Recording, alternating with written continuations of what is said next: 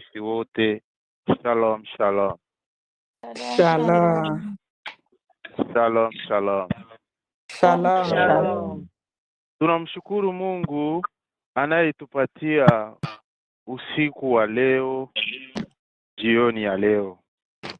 Najua wengi walishinda makazi, poleni sana na mchoko. Maisha vile kusukumana. Usiku wa leo iwe ushuhuda kwako. Usiku wa leo uwe usiku wa kuzungumza na malaika wa Mungu ambaye alienda kupana ujumbe wa kuzaliwa kwa Yesu Kristo. Ninashukuru tena dada Nilisiene hapo kwa maombi yake ambayo ameomba hapo. Maombi mazuri sana yananigusa. Ameomba ajili ya kushukuru Mungu, kusema kwanza kuna watu wenyewe wanapigania soda Afrika, lakini hapa tunaiona kama ni maji ya kunywa. Ni kweli. Na kama mtu iko naomba unakuwa unamfuata maneno yenye iko naomba. Nimemfuata vizuri. Basi nakumbuka mama mkwe na mkazana.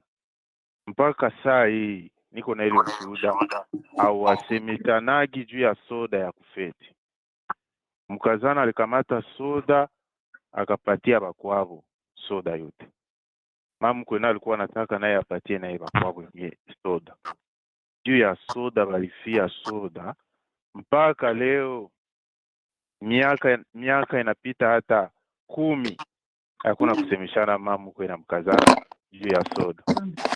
Lakini weye hii soda hapa Marekani uko naiona kama vile si ni maji ya kunywa. Ni maji ya kunywa inamwangika na iko kiolela. Moderatrice akasema tunashindwa kushukuru Mungu. Na ni kitu kidogo. Kitu kidogo ndio kinakutushanaga ufalme wa mbingu, na kitu kidogo ndio kenye kinakuwa kinatuma watu wanakwazana. Kitu kama vile soda. Nikasikia naomba tena wewe ulikula bila kutumia mkaa. Lakini kuna watu wanatafuta mkaa wa kukonga moto, saa hii wanaukosa. Amen. Mungu akubariki sana dada.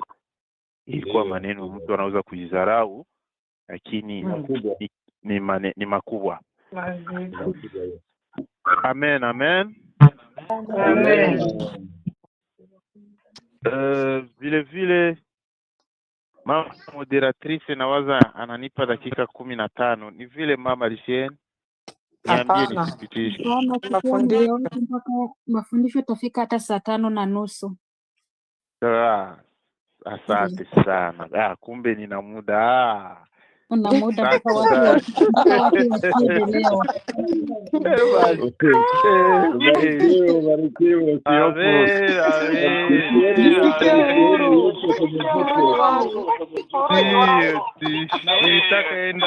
Nitakaenda mbio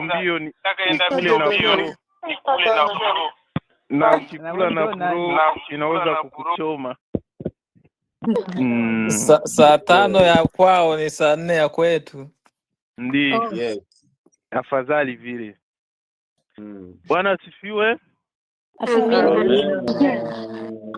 Katika siku ya jana tumesikia mwalimu wetu kaka yetu ametuambia habari za unabii wa kuzaliwa kwa Bwana Yesu.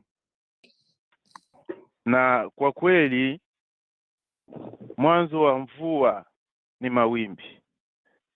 Mvua haiwezi kunyesha bila mawimbi. Mvua iko na dalili yake. Na hata watu wa zamani walikuwa wanajua kama hii dalili inaonyesha kesho kutawaka jua ya mingi. Na hii dalili inaonyesha kama kesho kutanyesha mvua. Walikuwa wanajua vile. kwa ngambo ya hewa gisi ilikuwa inaonesha. Na ndio maana tunasema kwamba kila kitu katika maisha ya Mkristo inakuwa na dalili zake za kujitokeza.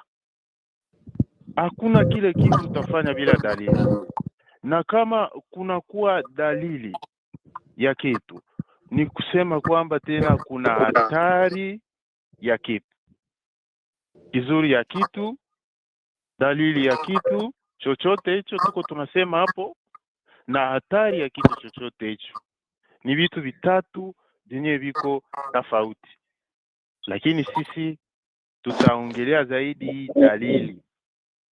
Kwa Yesu Kristo naye kuzaliwa kulikuwa dalili, ndio ile nasema mwanzo wa mvua ni mawimbi, inaanza kuonesha kama hali itabadilika, mvua itanyesha.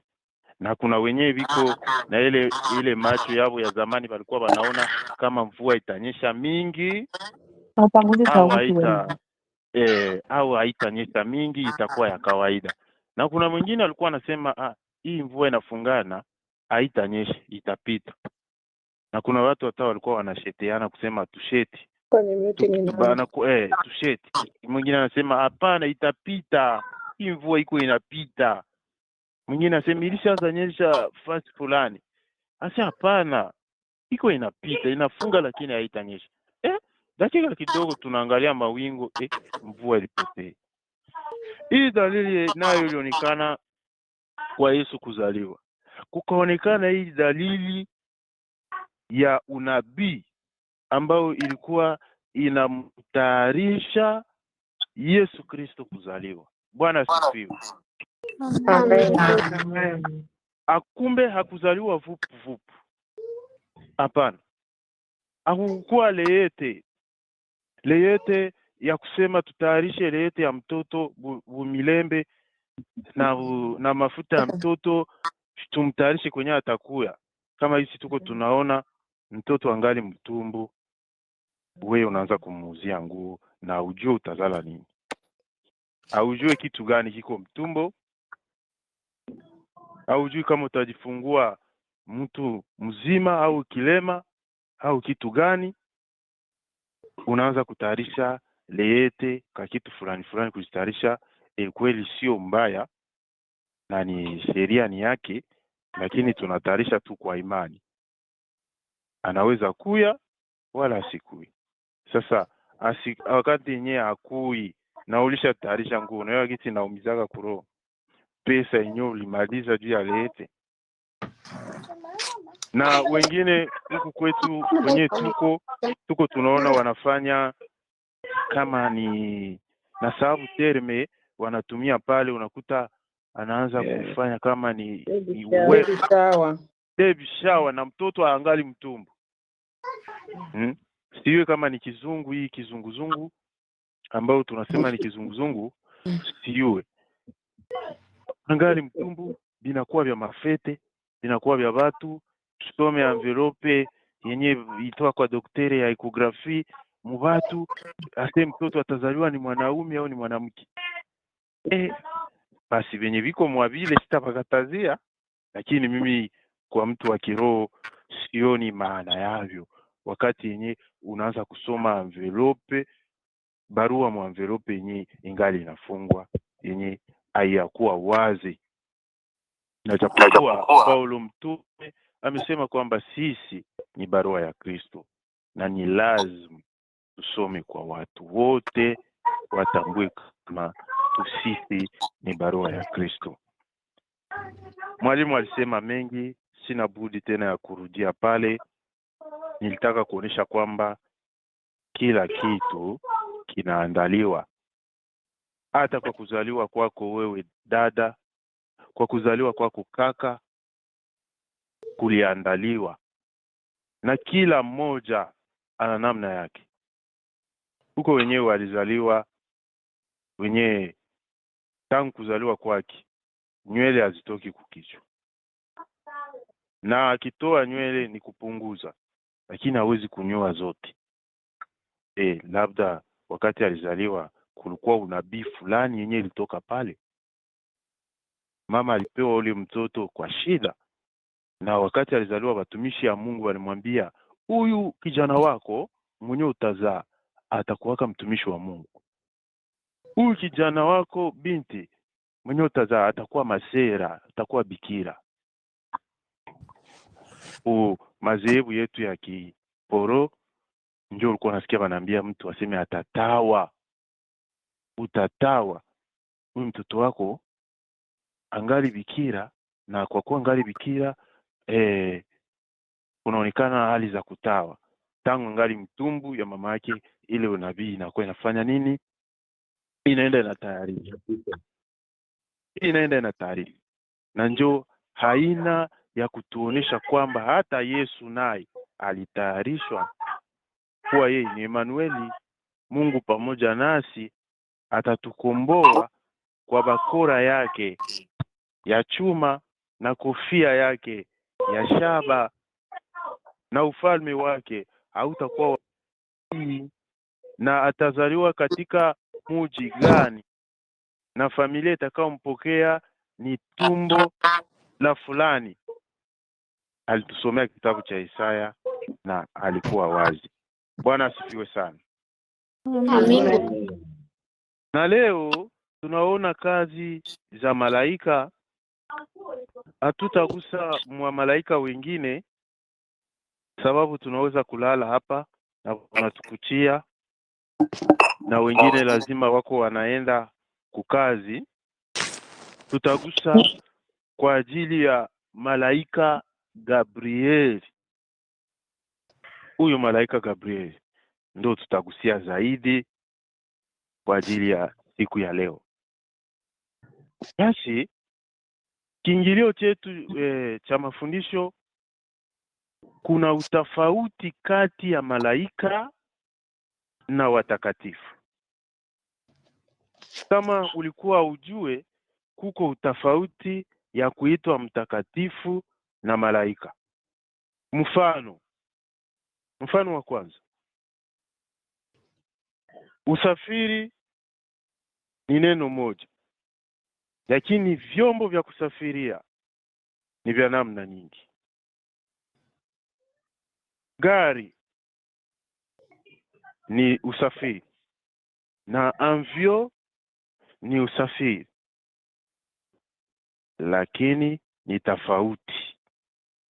Tofauti uko wapi? Kaka Ikuchi anaweza kutusaidia pale. Utofauti uko wapi?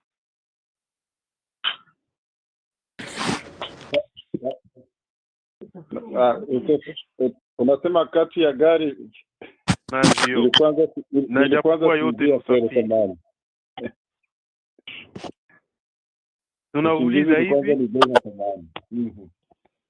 Tunauliza hivi, avion ni usafiri na mtogari nayo ni usafiri. Utofauti uko wapi? Tunasema kuna utofauti. Moja unatembelea usafiri mmoja ni wangani, mwingine unatembelea barabarani. Amen. Bwana kubariki sana. Njoo hivi tu hiyo. Bila kwenda mbali, moya iko juu na ingine iko chini. Na ile ya chini hata udongo bugeuke damu haitageukaka kuwa mvio. Na ile ya mvio ya juu hata shetani ashuke haitageukaka kuwa gari. Ni vile sababu kila usafiri inakuwa na njia yake.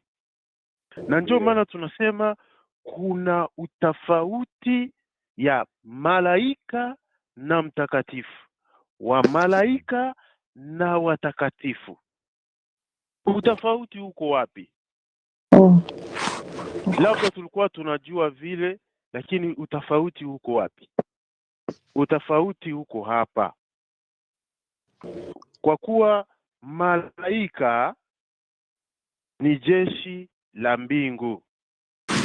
Malaika ni jeshi la mbingu wanaolinda kiti cha enzi cha mfalme Mungu wetu, ambaye ana nafsi tatu ya utatu mtakatifu: Mungu Baba, Mwana na Roho Mtakatifu. Wanaolinda mbingu nzima, jeshi la mbingu. Na katika nchi kuna jeshi na raia, na raia inalindwa na jeshi. Hata kama kwetu ule jeshi wa kutulinda tena ndio anakuwa wa kutupiga masasi, ndio anakuwa wa kutuuzisha, ndio anakuwa wa kutoa siri ya nchi yote. Iko hivi. Na japokuwa wanasema kama ulipokea mgeni usimbebe kuchumba mbio mbio, fasi ya mgeni ni kusalo. Wewe utapokea mgeni mbebe kuchumba hai, akiingia mchumba mbio mbio atajua siri yote. Siri ya msalo inaona na watu yote, lakini siri ya chumbani yajua mwenye chumba, siri ya mkoba yajua mwenye nayo. Bwana atubariki sana. Amina. Na kwa kufikia kuwa malaika ni kupita ndani ya utakatifu, na ndani ya utakatifu ndipo unavikwa ile daraja ya kuitwa malaika. Lakini ni vitu viwili vyenye viko tofauti. Ni kusema wa malaika walipita mutakatifu, na kuna watakatifu na kuna malaika. Na katika hawa watakatifu wanakuwa na mili yao na vazi yao tofauti na watakatifu. Katika wa malaika kunakuwa jeshi la mbinguni. Katika wale wa jeshi kunakuwa malaika watatu wakubwa ambao wanakuwa na fasti kabambi mbele ya Mungu. Kunakuwa Mikaele, malaika Mikaele ambaye ni mpiganaji wa vita. Kazi yake ni kukombatre vita vyote na shetani, vita vyote na wanadamu ambao wanaendelea kuteswa na shetani. Kunakuwa malaika Gabriele ambaye anakuwa na kazi ya ujumbe wote bora, ujumbe wote safi. Gabriele anakuja kuitoa. Kumbe hata na wewe ukitokewa leo na Gabriele usishangae, ujue kama kuna kia message. Na Gabriele abibaki message mbaya. Hata kuletea message sema utakufa. Kwa kuwa mfano alituonesha kwa Mama Maria, message yenyewe alileta ilikuwa tu message nzuri. Na huyo malaika wa kufuata ni Rafaele ambaye ni mganga ambaye anashughulika juu ya wagonjwa tu. Na kila malaika iko na kazi yake, hawezi kuingilia mwingine mkazi yake. Wewe muombaji uingilie mtu wa sociale mkazi yake, wewe mwinjilisti uingilie discernement mkazi yake? Hapana. Kila malaika wana ordre yao ya kufata. Na wengine wa mikerubi wa miserafi ni wengi zaidi wanafata nyuma, lakini watu muhimu zaidi na wakuu katika kiti hicho ni wale watatu ambao tunaozungumzia pale, na kazi zao kifupi tunaenda kusema hapo. Basi fungua kitabu dada Rusi cha Matendo ya Mitume sura 12 mstari wa kwanza. Sura 12 mstari wa 6 samani hadi naandika 12:6-11.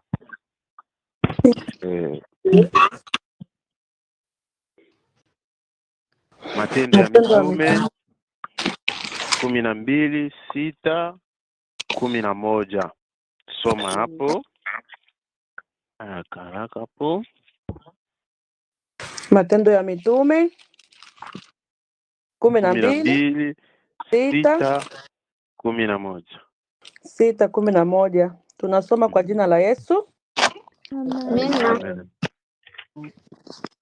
Inasema, kichwa cha neno kinasema, malaika amtoa Petro gerezani. Usiku kabla ya siku ile ambayo Herode angemtoa Petro hadharani, Petro alikuwa amelala kati ya askari wawili. Alikuwa amefungwa minyororo mwilini na walinzi walikuwa wanalinda lango la gereza. Ghafla malaika wa Bwana akasimama karibu naye na mwanga ukaangaza kile chumba cha gereza. Malaika akamgusa ubavuni akamwamsha akisema, ondoka upesi. Mara ile minyororo iliyomfunga mikono ikakatika na kuanguka chini. Malaika akamwambia, jifunge mshipi wako, vaa viatu vyako. Akafanya hivyo. Kisha huyo malaika akamwambia, vaa kofi lako, unifuate. Petro akamfuata nje, lakini hakujua kama hayo yalifanywa na huyo malaika yaliyokuwa ya kweli. Alidhani alikuwa anaota ndoto. Walipita kituo mpaka mstari wa ngapi kaka? 11 Mpaka 11. Okay. Walipita koti lako Petro, lakini hakujua hayo yaliyofanyika na huyo malaika yalikuwa ya kweli. Huyo malaika nadhani ilikuwa anaota ndoto. Walipita kituo cha kwanza cha ulinzi na cha pili. Halafu wakafika kwenye mlango wa chuma, wakaingilia mjini.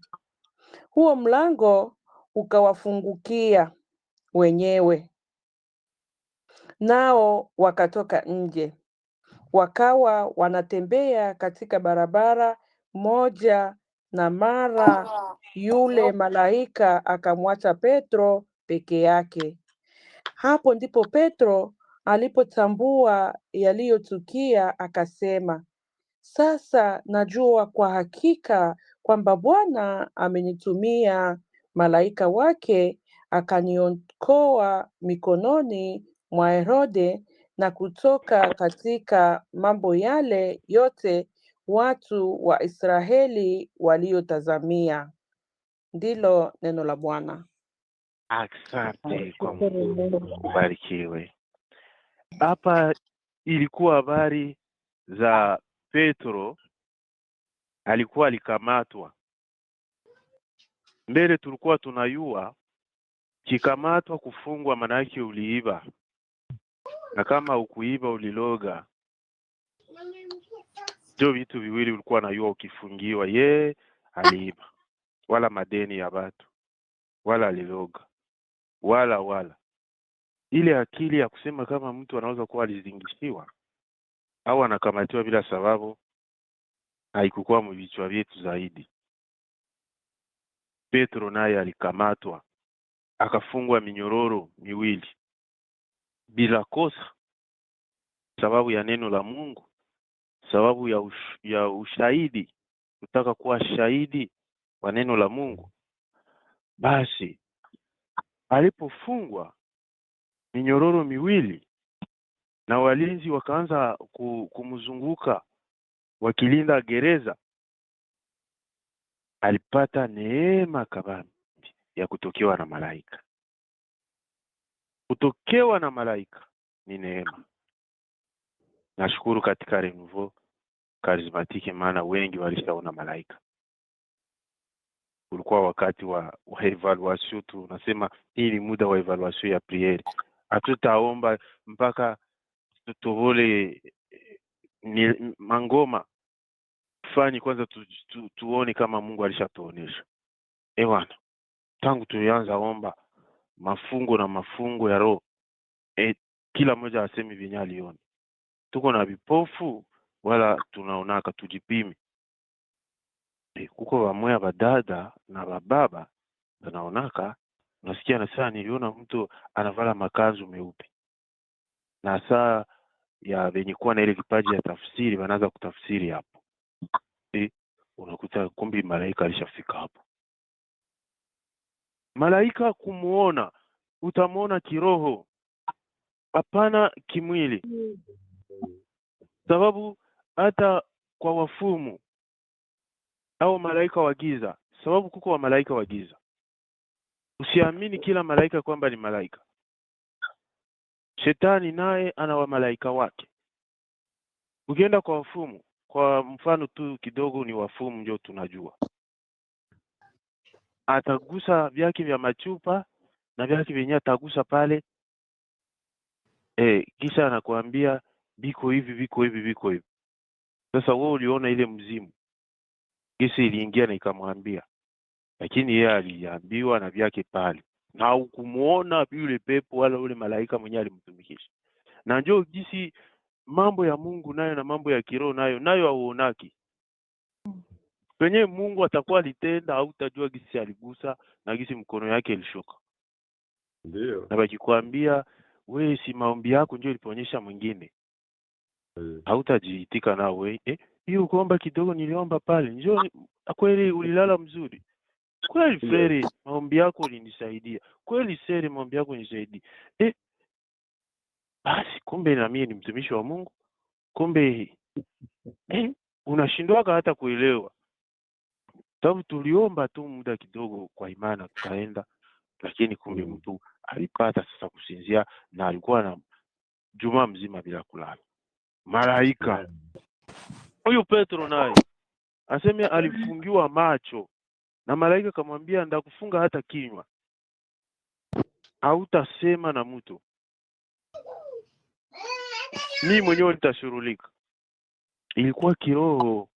Petro akumuona kama gisi unaona dada Rusi pale, gisi unaona dada Anje pale. Ilikuwa kiroho. Kwanza ukifuata hapa msomaji anatuambia kwamba Petro naye alionekana sawa vile mwenyewe alikuwa pale mwenyewe. Haamini, asadiki.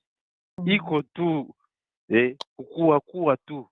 Ndio ile anasema kichwa tu. Ni vitu gani?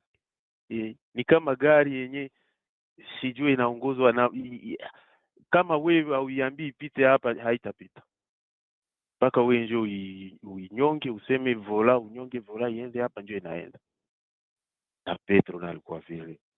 Na kweli alifunguliwa, hao walinzi walishangaa, malaika alibomoa, mlinzi alikia kushtuka na kuta tayari alishaenda. Huyu malaika alikuwa nani?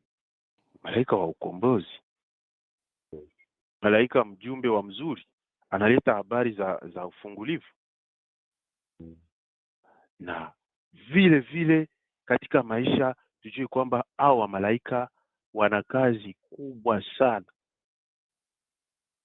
Iwe mbinguni, iwe hapa duniani. Wana kazi kubwa sana. Na kama malaika anakutokea, ni sharti kuwe alama fulani, kuwe message fulani yenye itaonekana pale wazi wazi kwa dakika.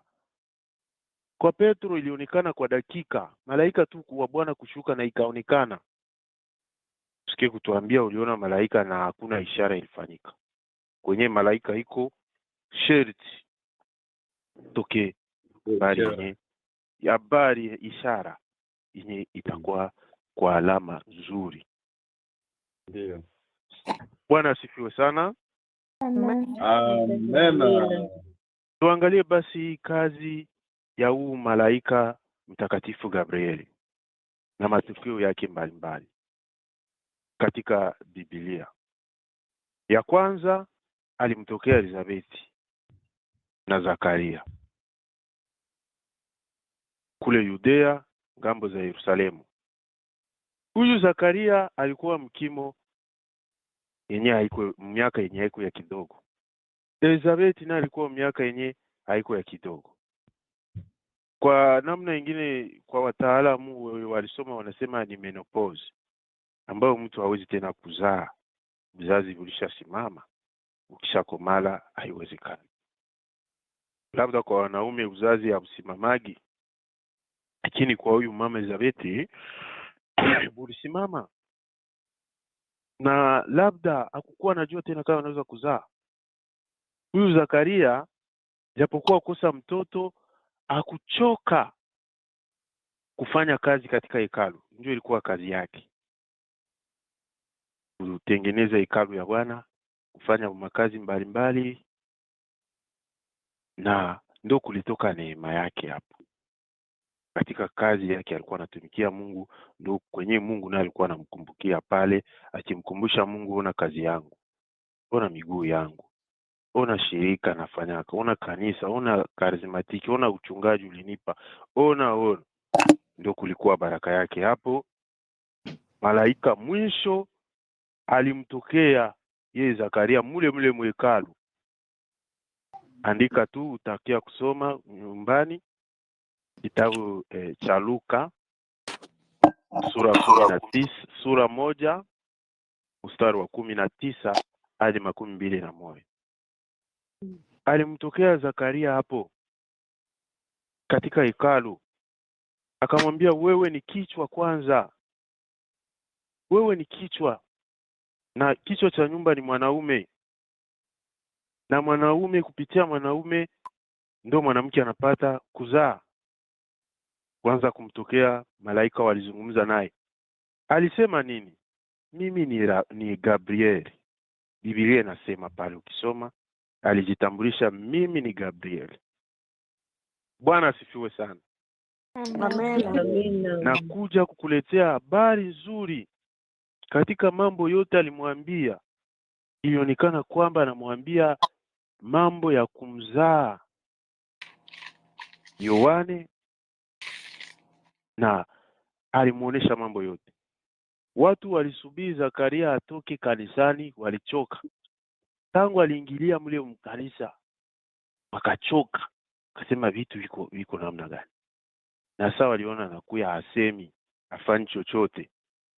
Kumbe alikutanana na malaika Gabriel.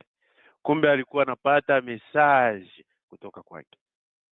Unajua kama kuko wakati mtu anakuwaga na furaha, anashindwa hata kusema, anashindwa hata aanzie wapi na amalizie wapi juu ya furaha yenye iko nayo na Mungu wake.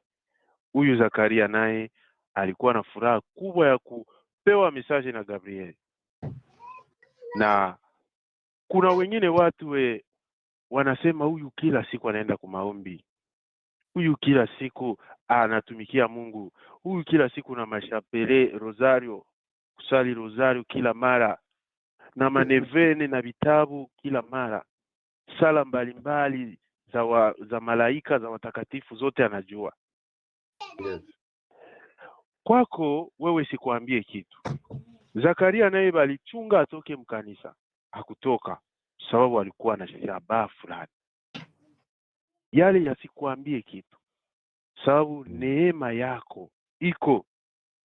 Gabrieli alimpa Zakaria neema, na kweli yalitimia, sababu malaika wa Mungu hawezi kusema uongo. Ndiyo. Neno Gabrieli linamaanisha nini?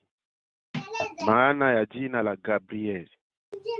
Huyu Gabrieli maana yake linamaanisha Mungu ni mkuu.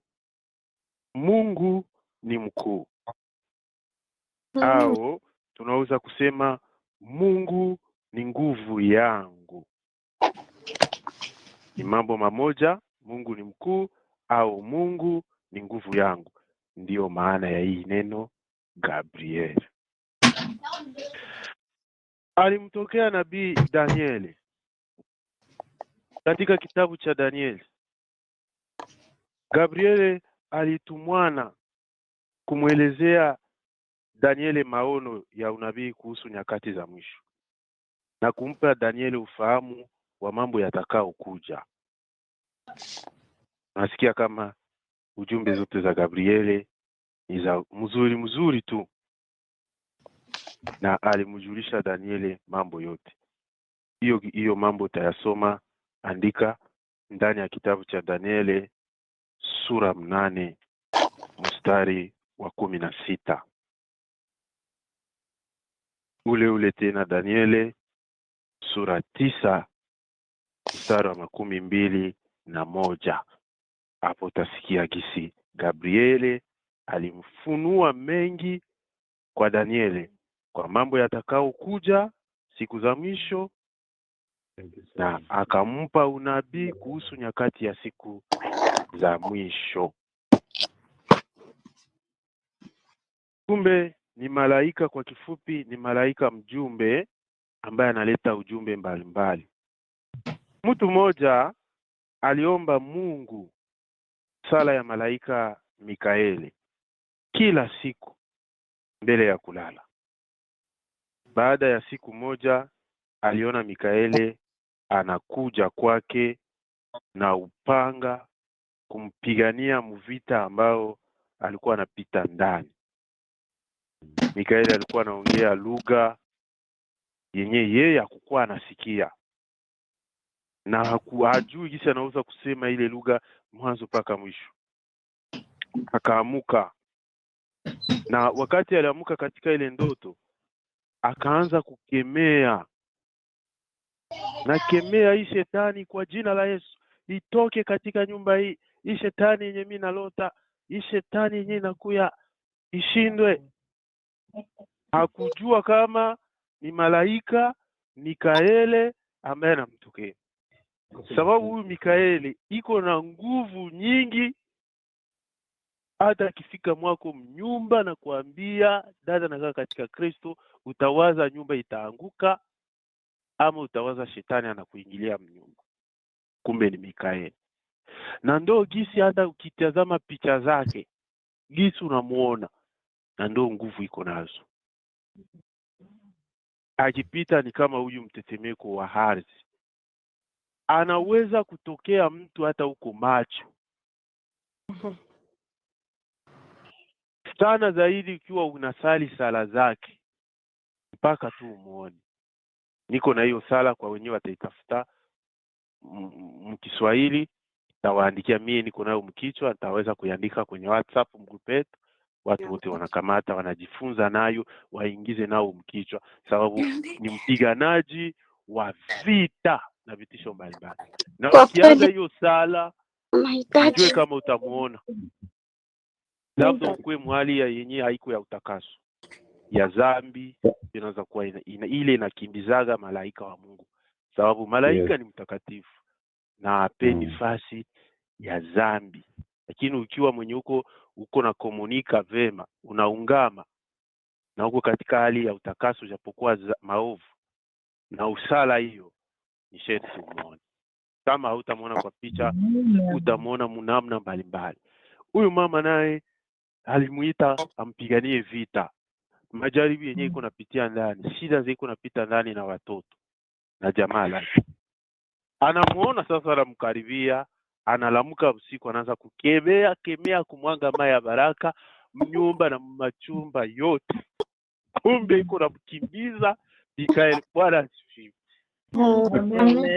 Kumbe iko namkimbiza Mikaeli. Na kwa kweli kwenye mimi nimeshuhudia Mikaeli wakati tuko mpriere na bafrere pamoja. Mmoja alikamatiwa na singa, nikisema singa bafrere pamoja mle unaelewa. Mmoja alikamatiwa na singa ya Mikaeli. Tulitaka kutafuta mlango wa kwenda kuchoo juu ya gisi alikuwa alivimba. Haleluya. Amen. Ilikuwa ni hatari. Ndio kwenye nisemaka nimefundishwa kabisa. Kweli Mikaeli iko tena, iko kati ya watu, iko duniani na iko pia mbinguni. Bwana asifiwe sana. Amina. Mjane mmoja alikuwa akiomba Mungu atume malaika amletee chakula, sababu katika ile nchi kulikuwa ukame mwingi, njaa kubwa, kama jinsi tuko tunaishi mwezi siku za leo. Waafrika wanalia njaa, wenye kuwa hapa Ulaya na wanalia njaa, vitu kupanda bei, kila kitu tax, kukilipia tax.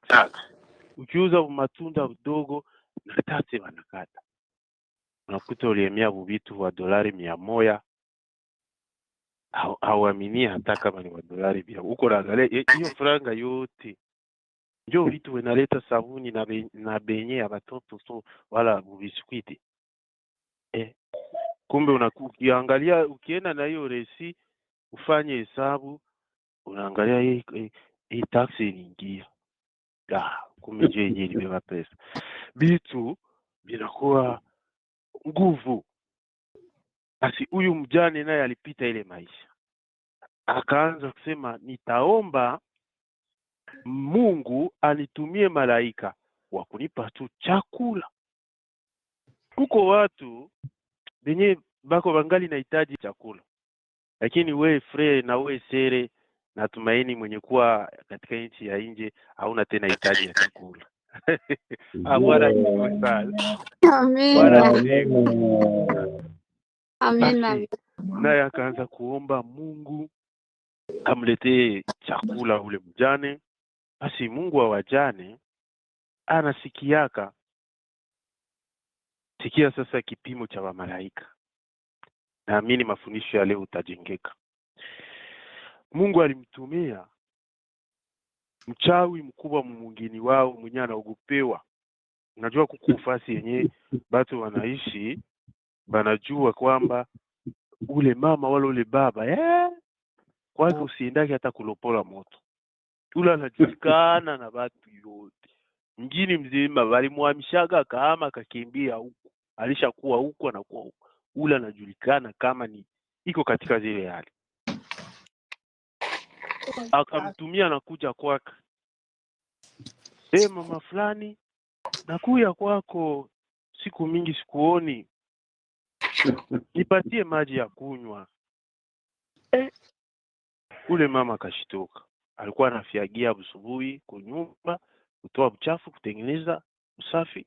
Akashtuka. Mie nikupe maji. Siku gani mie na wewe tulianza kupatiana maji? Shindo kwa jina la Yesu. Utoke mbali na bulozi wewe, buchawi wewe. Alikemea ule mama, akamkimbiza. Ule mama alikuwa na kitunga kenye kilikuwa mimi na wewe hatujui. Kilikuwa mwa kitunga. Ule mama balisha kukemea. Akaogopa wasimwangie maji ya moto au makaa ya moto. Kafika naenda. Naona kama iko na doa mbaya. Kumbe ilikuwa ni malaika.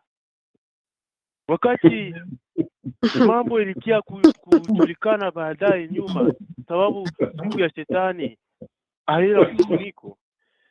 Kumbe alikuwa ni malaika anajikunja sura ya ule mama mchawi.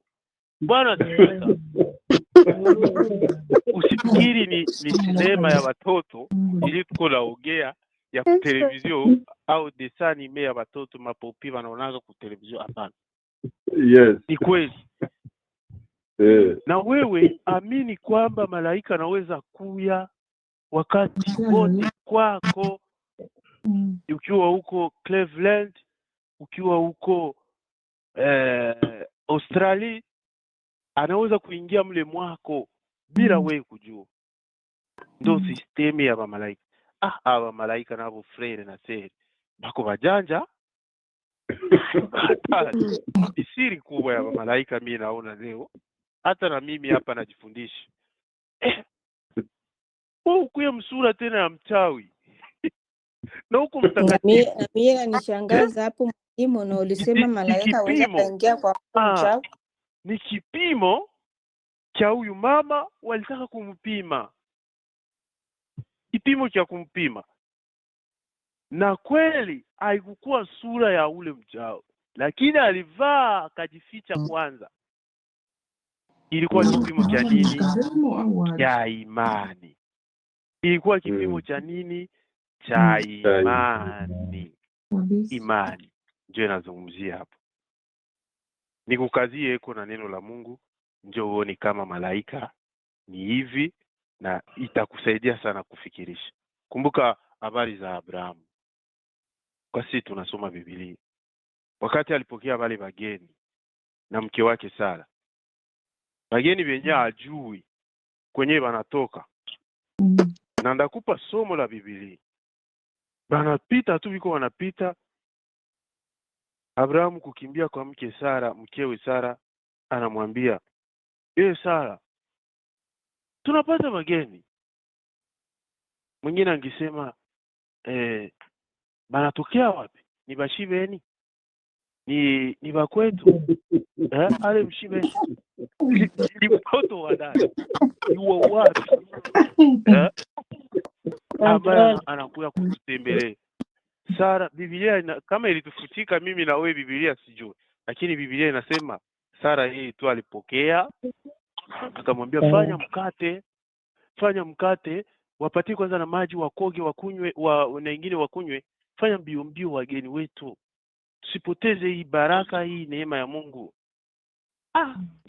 Abrahamu aliitwa baba imani na sheria, sababu alikuwa na imani na alikutana na mke wake nani wa imani. Juu kama wewe ni wa imani Fred, mke wako haiko wa imani, mtaendana pamoja, mtajibiana maneno mbalimbali. Basi Sara alitii, akafanyia wageni sura zenye hawajui, walikuwa wanaume. Biblia inasema hapo wakaendelea na safari, wakubakia pale. Neno gani walisema? Sara, wakati tutakuta ulishapata mimba. Bwana asifiwe sana. Amen. Utazaa mtoto. Na wageni wa watu walienda. Walikuyaka tena. Tulijua ni wa wapi? Biblia ilikia kusema kumbe ilikuwa ni malaika. Bwana atubariki. Amen. Naona hapa hiyo somo la Biblia sikuitayarisha, lakini nawaza wafrere pamoja wanazoea Biblia walisha, na wengi na wadada moyo wote mlishaelewa pale. Kwa hiyo somo sisi ilisemaka hapa. Kumbe tujue kwamba malaika wanakuja msura yote. Hapana tu msura yenyewe unajua. Wanakuja njia mbalimbali. Uamini, usipoamini. Mifano ni mengi na hatuyawezi kuyamaliza yote hapa.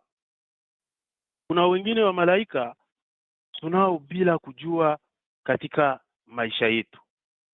Na hao wa malaika tunao bila kujua katika maisha yetu. Kwa kumalizia mafundisho,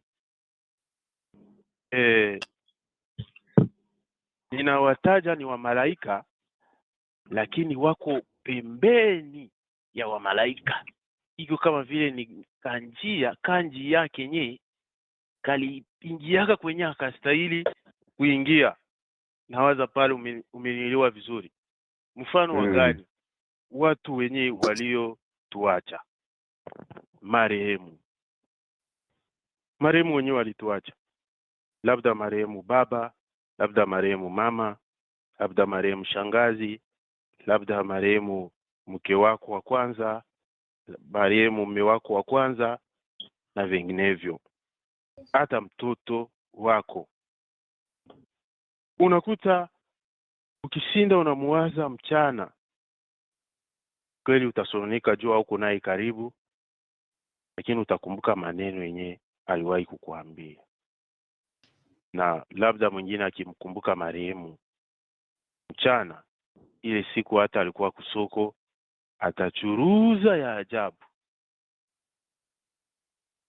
Atachuruza ya ajabu. Sababu gani? Ule marehemu kwanza alikufa katika njia nzuri, tena kwenye iko ni pazuri, na anamuombea. Na njoo maana na wewe ni lazima kuwa nakumbuka kuomba hata misa juu ya wafu, juu ya marehemu, kuwaombea. Sababu na wao kule kwenye wako nao wanatuombea. Bwana asifiwe. Amen. Mfano, unapotea katika njia, uko unatembea unapotea. Unasikia roho inakwambia hii njia usiipite. Yengine roho inasema pita huku.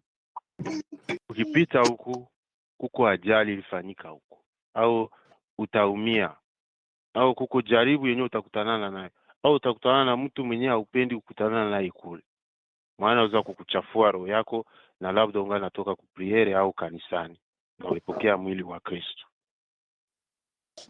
Kumbe ni baba yako alipita muwe bila kujua, ndio alikuepusha. Ungepita kule ungegongwa wala ungefariki.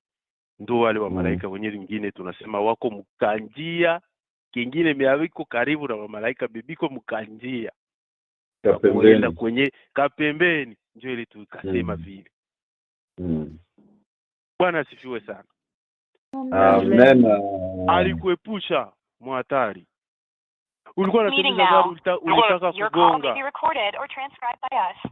Ukalia, mama yangu mzazi, baba yangu mzazi, niokoe. Na ile gari ikafanya nini? Ikapita pembeni na ukaendelea na safari, au kugonga wala kugongewa. Alikuwa pale babako mzazi marehemu, alikuwa pale mamako mzazi marehemu, alikuwa pale tate yako marehemu, akakupigania pasipo wewe kujua.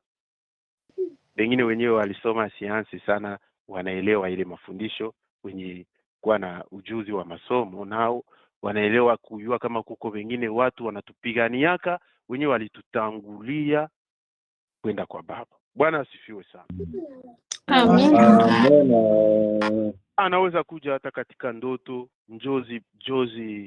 njozi mbalimbali unazoota, unaona picha yake, anakuongelesha, anakuambia mashauri mbalimbali. Binti yangu fulani, huyo mume mwenyewe uliolewa naye njoo ndoa yako, mheshimu sana, msikilize, mtajenga familia kwanza na utazaa watoto wawili mapasa naye. Amen. Anakupa ile mesaji ya baraka, sababu alikufa katika hali nzuri, na tena iko mahali pazuri, na anaendelea kutuombea katika ndoto. Na yote yenyewe ulilota juu yake mchana unaikuta unaifanikiwa. Hapo sitasema mengi sababu tayari hapo tumeelewa. Mtoto mmoja wa miaka 13 ambaye alipotea muda mrefu, kupotea watoto hii kupotea, anaenda na kwenye anaenda potea kule, banatangazisha maradio, amkuona mtoto wa familia fulani alipotea, alienda tangu siku fulani, atiwe kwenye alienda. Basi mama yake ambaye alikuwa anajikaza kusali, aliingia katika sala ya siku kenda ya nevene ya wa malaika. Alisali Gabriel, alisali Rafael, alisali wa malaika wote watatu wakubwa. Afanya ile nevene, sababu katika kanisa letu Katolika tuna utajiri wote, zile sala ziko, zile nevene ziko, siku kenda iko na sali. Alipomaliza kusali, akakamata siku kenda zingine, iko naomba Mtakatifu Antoine, sababu huyo Mtakatifu Antoine wa Padua ndio mwenye anatafutaka vitu vyote vilipotea, hata awe mtoto, hata awe mbuzi, hata awe chakula, kiote, pesa, chote kile ulipoteza, Antoine wa Padua anasaidia kunevena kenda kutafuta mambo yote yenye ilipotea. Na kweli mtoto aliletwa tena, wenyewe walimleta ni wajirani, walimkuta kwenye alikuwa mtoto, walimleta mtoto, alionekana ule mama alishuhudia Antoine wa Padua jinsi alimfanyia mambo makubwa pamoja na sala za malaika. Bwana akubariki na atusaidie. Amen. Amen.